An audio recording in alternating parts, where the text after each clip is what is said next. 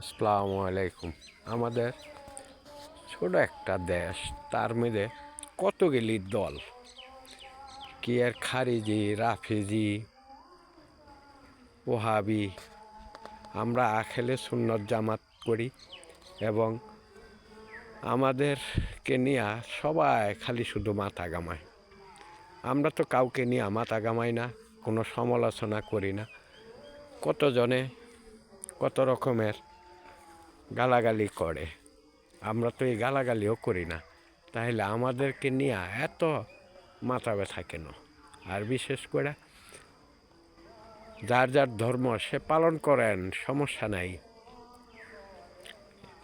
এই যে গায়ক আবুল সরকারকে নিয়ে এত একটা হেনস্থা করইলারে, একজনের পারিবারিকভাবেও যদি ঝগড়া লাগে, দেখবেন মহিলারা এতটুক বলে যে আল্লাহর কি চোখ নাই, আল্লাহ কানা দেখে না?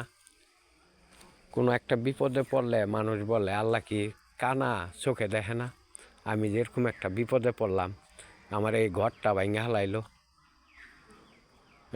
এই যে চোরে আয়া চুরি করে সব কিছু নিঃস্ব করে নেওয়া যায়, তখন যে বলে যে আল্লাহ কি কানা, চোখে দেখে না? তাইলে কি এটা আল্লাহরে কটূক্তি করা হইল না? আর এই যে যেই সব মৌলবীরা এইসব কথা বলে যে আবুল সরকার আল্লাহরে কটূক্তি করছে, তারাই তো দুনিয়ার ভুল ভ্রান্তি কইরা আছে।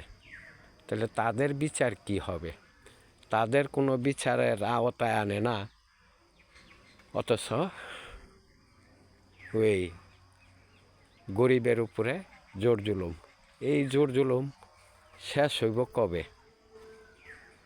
যাই হোক, আপনারা সবাই ঐক্যবোধ হন এবং আখেলে সুন্নত জামাতের লোক যারা নির্বাচনে খাড়াইছে তাদেরকে ভোট দিবেন।